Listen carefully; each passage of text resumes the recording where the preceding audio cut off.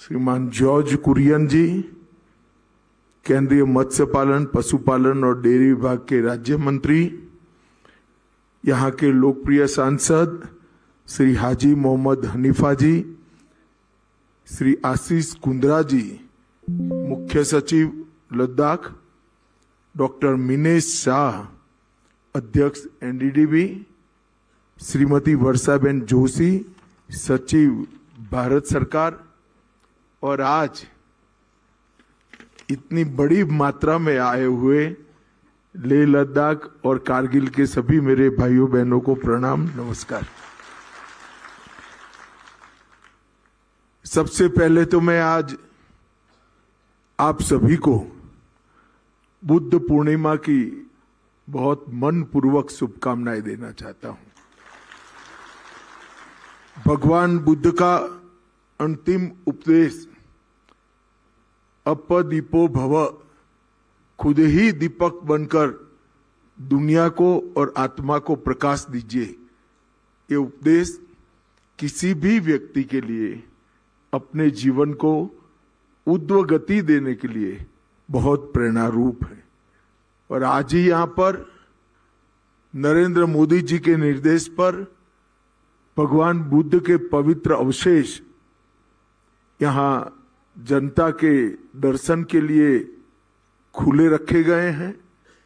तो मेरा सभी लेह लद्दाख कारगिल के निवासियों से आग्रह है कि मौका 75 साल के बाद यहाँ के जीवन में आया है, इसका सभी लोग निश्चित रूप से लाभ उठाएंगे, ऐसा मुझे भरोसा है। मित्रों, आज मोदी जी ने दिए हुए सहकारिता मॉडल के तहत पशुपालन विभाग के तहत ढेर सारे कार्यक्रम एक साथ लेह लद्दाख यूटी में हो रहे। सबसे पहले आज करगिल डेयरी का शिलान्यास और प्रोसेसिंग प्लांट का जो शिलान्यास हुआ है, उसकी क्षमता 10,000 लीटर दूध इतनी ऊंचाइयों पर प्रतिदिन प्रोसेस करने की क्षमता है। मैं करगिल की माताओं बहनों को विशेषकर अभिनंदन देना चाहता हूं कि आप आपके जीवन में ये डेयरी प्लांट के माध्यम से उजियारा ला सकते हैं, परिवार की भी मदद कर सकते हैं और आप सभी आत्मनिर्भर भी बन सकते हैं। मैं उस प्रदेश से आता हूं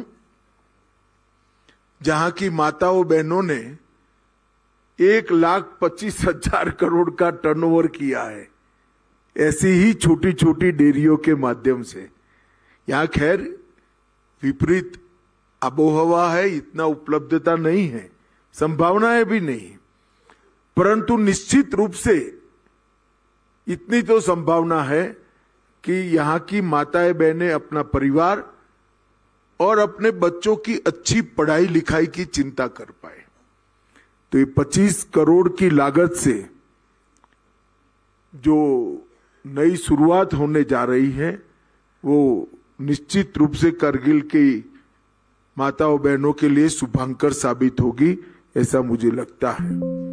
आज लेह के लिए भी यहाँ के मिल्क प्लांट जो पहले से चालू है, उत्पादन की व्यवस्था शुरू हो रही। ये दोनों प्रोडक्ट अपनी यूटी में बाहर से आते हैं, या तो एक प्रकार से आधुनिक यंत्रों से उसको बनाने की शुरुआत नहीं हुई है। और यहां आईटीबीपी और सेना बहुत बड़ा खरीदार है। 18,000 जवान यहां सीमा पर रहते हैं। उनकी दूध, दही और पनीर की पूरी व्यवस्था इस प्लांट से पूरी होगी, इसका मुझे विश्वास है। एक मोबाइल प्रयोगशाला का भी लॉन्च यहां से हुआ है, जिससे क्वालिटी मेंटेनेंस में बहुत फायदा होगा। और 45 लाख की लागत से ये मोबाइल प्रयोगशाला भी शुरू है। एंड्रॉइड आधारित AMCS एप्लीकेशन का शुभारंभ भी यहां पर हुआ है और इससे दूध उत्पादक हमारे पशुपालकों के पारदर्शिता के साथ अपने दूध का हिसाब किताब एक ही ऐप पर देख पाएंगे और उनको जो भुगतान किया जा रहा है वो उनके अधिकार के बरोबर है या नहीं है, ये भी बहुत अच्छे तरीके से देख पाएंगे। तो मुझे तो लगता है कि इससे आपके मन में आत्मविश्वास भी जागरूक होगा। यहां मैं पूछ रहा था जिनको अवार्ड मिला कितने पशु है, 10 है, 15 है, 25 है। निश्चित रूप से 5 पशुपालक कारगिल और लेह के सभी पशुपालकों के लिए प्रेरणा का रूप है। अगर हम 10, 15, 25 पशुपालक कर सकते हैं तो हम भी इन पशुपालकों जितनी कमाई कर सकते हैं और अब ये ऐप आने से ये विश्वास जरूर बढ़ेगा। लद्दाख मिल्क फेडरेशन और मदर डेयरी ये दोनों ने एक समझौता किया है। यहां लद्दाख को भारत के बाजार के साथ जोड़ने की एक प्रक्रिया शुरू होगी। मैंने अभी देखा यहां राजमा ऑर्गेनिक है, सारी चीजें ऑर्गेनिक है। ये सारी चीजों को एक बहुत बड़ा बाजार दिल्ली का मिलना चाहिए। मैं एनडीडीबी से आग्रह करूंगा कि अपनी जो कोऑपरेटिव बनी है ऑर्गेनिक चीजों की, एनडीडीबी के एमओयू से इसको भी ट्राई पार्टी एमओयू कर 2 तरफा एमओयू काम हो। मदर डेयरी के तो प्रोडक्ट यहां बेचे ही जाए, परंतु यहां के प्रोडक्ट को भी मदर डेयरी अन्य कोऑपरेटिव के माध्यम से देश भर में मार्केटिंग की व्यवस्था करे, इसलिए आगे बढ़ना चाहिए। मित्रों, हम लद्दाख में भी डेयरी की जो अवसंरचना है उसको हम आगे बढ़ाने जा रहे हैं और कारगिल में भी आगे बढ़ाने जा रहे हैं। लगभग लेह में आने वाले दिनों में 50,000 लीटर की क्षमता वाला, प्रतिदिन क्षमता वाला एक नया संयंत्र 70 करोड़ की लागत से हम जो लेह में लगाए, वो लेह में जो संभावनाएं बढ़ेगी इसका तो दोहन करेगा ही करेगा। अगर कारगिल में थोड़ा अभी लगाए संयंत्र से दूध बढ़ा तो वो लद्दाख अगर ले आकर प्रोसेस हो जाएगा। तो एक प्रकार से दोनों क्षेत्रों के लिए ये बहुत महत्वपूर्ण काम होने वाला है। 2 हिफर पालन केंद्र लगभग 4 करोड़ की लागत से लगाए जाएंगे, एक लेह में और एक कारगिल में, जिससे यहां की मौसम के अनुरूप अच्छी नस्ल की गायें और भैंसें उपलब्ध कराने का काम होगा और लगभग हर साल 500 अच्छी नस्ल की गायें और भैंसें यहां उपलब्ध कराई जाएगी, जिससे दूध का उत्पादन बढ़ेगा। और ये जो भयंकर ठंडा प्रदेश है, ऑक्सीजन की भी कमी होती है यहाँ, तो ये इसी प्रकार का रिसर्च कर ये पशुओं को आपको देने का काम किया जाएगा। और फिर ये 500 पशु आएंगे, इनकी भी बच्चियां आएगी, तो अनेक प्रकार से ये आगे बढ़ेंगे। 10 साल में मैं मानता हूं पशुओं की संख्या में लगभग 3 गुनी बढ़ोतरी करने का प्लानिंग इससे है। इसको बहुत अच्छा प्रतिसाद मिलेगा, ऐसा मुझे विश्वास है। लद्दाख मिल्क फेडरेशन को एनडीडीबी ने टेक ओवर करने के बाद यह नेटवर्क 28 गांवों तक पहुंचा है और लगभग 1700 दूध उत्पादक इसके साथ जुड़े हैं। मगर मैं अध्यक्ष एनडीडीबी को कहना चाहता हूं कि हमारा लक्ष्य होना चाहिए कि ज्यादा से ज्यादा 85% गांव में जहां पर पशुपालन संभव हो आबोहवा के कारण, वहां आपकी रीच होनी चाहिए और आपने इस सभी पशुपालन के उत्पादकों की जीवन स्तर में सुधार लाने के बाद चिंता करनी चाहिए। और लगभग दैनिक दूध की खरीदी 7,000 पहुंची है, 7,000 किलोग्राम तक पहुंची है। मेरा आग्रह है कि इसको 4 ही साल में 21,000 किलोग्राम तक पहुंचाकर यहाँ के किसानों की समृद्धि के लिए हमने आगे बढ़ना चाहिए। एक डेयरी प्लांट का उन्नयन और पुनरुद्धार भी किया गया। 5 TLDP से बढ़ाकर इसकी क्षमता 10 TLDP करी गई और सेना के साथ के MOU से इसको निश्चित रूप से फायदा होगा। मित्रों, पूरे देश के पशुपालन और डेयरी क्षेत्र के परिदृश्य में 2014 में मोदी जी के प्रधानमंत्री बनने के बाद बहुत बड़ा बदलाव आया है। पशुपालन विभाग नया बनने के बाद इसमें बहुत क्रांतिकारी बदलाव आया है। और हमारे पशुपालन मंत्री कह रहे थे कि मैंने उद्घाटन किया। मैं तो सिर्फ उद्घाटन करने गया था, मगर श्वेत क्रांति 2 ये लल्लन सिंह जी का विचार है और इनकी योजना है।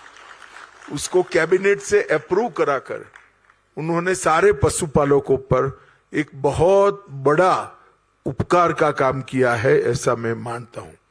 मैं आज कुछ आंकड़े भी आपको कहना चाहता हूं। 14-15 में भारत का कुल दूध उत्पादन 146 मिलियन टन था। तो आजादी से लेकर 14-15 तक, मतलब 70 साल में 146 मिलियन टन, और 14-15 से लेकर 24-25 तक 146 मिलियन टन से बढ़कर 248 मिलियन टन बना। मतलब 70% वृद्धि केवल 10 साल में हुई, और उसमें से 50% वृद्धि पिछले 5 साल में हुई। प्रति व्यक्ति दूध जो उपलब्ध होना चाहिए हमारे नागरिकों के लिए, वो 307 ग्राम उपलब्ध था 13-14 में, अब 485 ग्राम उपलब्ध। दूध पोषण का बहुत बड़ा कारक होता है।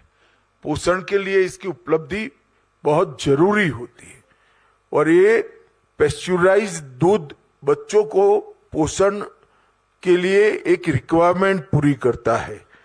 और कुल दूध का उत्पादन लद्दाख का भी 2014-15 में 15,000 मेट्रिक टन था, आज 24,000 मेट्रिक टन पहुंच चुका है।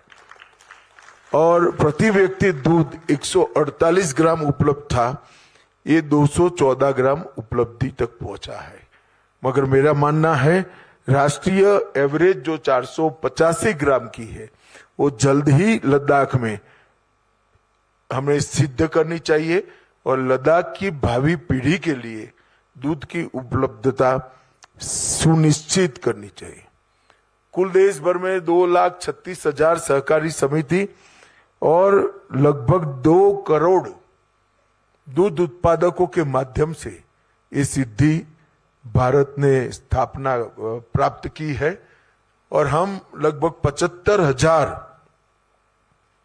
नई दूध समितियां बनाने का लक्ष्य रखा है 5 साल में, जिसमें से 2 साल चले गए, और 46,000 मौजूदा समितियों को आधुनिक और सक्षम बनाने का भी प्रयास कर रहे हैं। 75,000 में से 21,000 समितियां नई बनाने का काम हो चुका है।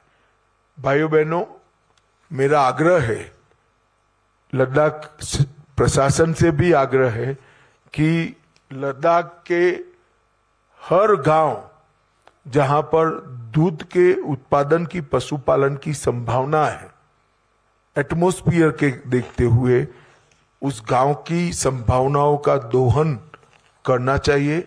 यहां पर कई सारी और कोऑपरेटिव, पश्मीना के लिए हो या ऑर्गेनिक उत्पादों के लिए हो, हनी के लिए हो, ये भी आने वाले दिनों में कोऑपरेटिव डिपार्टमेंट इसको जमीन पर उतारेगा। मित्रों, लेह लद्दाख की बहुत पुरानी मांग थी, लेह लद्दाख कारगिल की, कि यहां पर यूटी दिया जाए। और यूटी मांगने का मूल कारण था कि यहां डेवलपमेंट नहीं होता है। अब मैं आपको बताना चाहता हूं, 2019 में यूटी बने बाद में क्या क्या हुआ है। अब 7 जिले और 193 पंचायतें हो गई। 5 नए जिले शाम, नुब्रा, चांगथांग, झंस्कार और द्रास, अभी अभी ही इसकी अधिसूचना जाहिर हो चुकी है। यहां की लोकल लैंग्वेज, उसको भी प्रशासन की लैंग्वेज बनाया। भोटी, पुर्गी, उर्दू और हिंदी अंग्रेजी थे ही, तो यहां की स्थानीय भाषा को भी महत्व देने की शुरुआत हुई है। और 2019 के पहले यूटी के अंदर 1800 किलोमीटर रोड रास्ते थे, लगभग 1799 किलोमीटर। आज 4040 है, मतलब 2 गुना रोड रास्ता बनाने का काम हुआ है। पुल 19 थे और आज 72 पुल बन चुके हैं, तो 3 गुने से अधिक पुल बढ़ाए गए हैं। मोबाइल टावर 344 थे, आज 653 है। हेलीपैड 7 थे, आज 41 है। बर्फ हटाने वाली मशीनें जो यहां बहुत मायने रखती है, वो पहले 60 थी, आज 215 है। ग्रिड से जुड़े हुए गांव 145 थे, आज 184 है। डिस्ट्रीब्यूशन ट्रांसफार्मर पहले 1182 थे और आज 3153 हुए। ये स्केल में इसलिए बताता हूं कि यूटी बनने के बाद नरेंद्र मोदी सरकार का फोकस, देश के प्रधानमंत्री का फोकस हमारी यूटी रहा है। और इतने सारे विकास के काम एक साथ हुए। जोजिला दर्रा इसका परिणाम है कि 127 दिन बंद रहता था, इस बार सिर्फ 19 दिन बंद रहा। और कारगिल झंस्कार मार्ग जो 225 दिन बंद रहता था, वो सिर्फ 11 दिन बंद रहा। ये बर्फ हटाने वाली मशीनें और बाकी सारी संरचना के कारण बहुत बड़ा फर्क पड़ा है।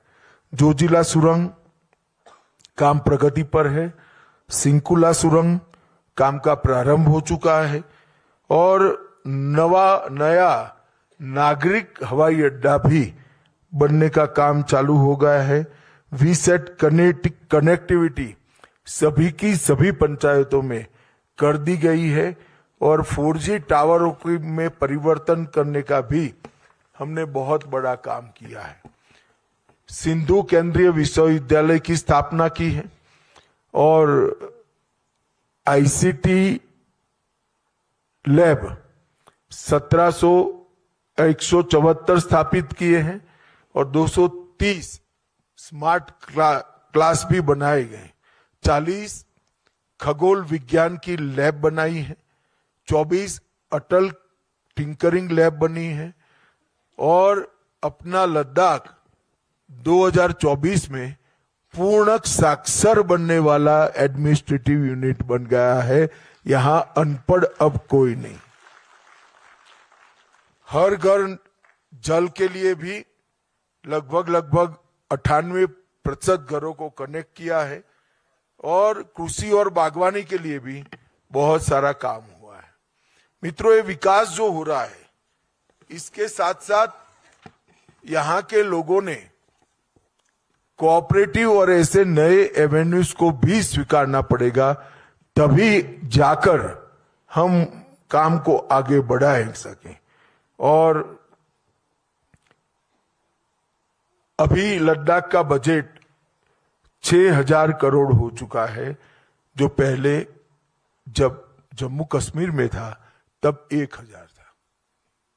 1000 करोड़ रुपया खर्च होता था, इसकी जगह 6000 करोड़ रुपया भारत सरकार आज खर्च कर रही है। और सिंधु इंफ्रास्ट्रक्चर डेवलपमेंट कॉरपोरेशन की स्थापना की है हमने, जो औद्योगिक विकास के लिए आने वाले दिनों में महत्वपूर्ण योगदान करने वाला है। हम चाहते हैं कि ये सीमांत प्रदेश आत्मनिर्भर बने, और मैं तो धन्यवादी हूं लेह, लद्दाख और कारगिल के बाशिंदों का।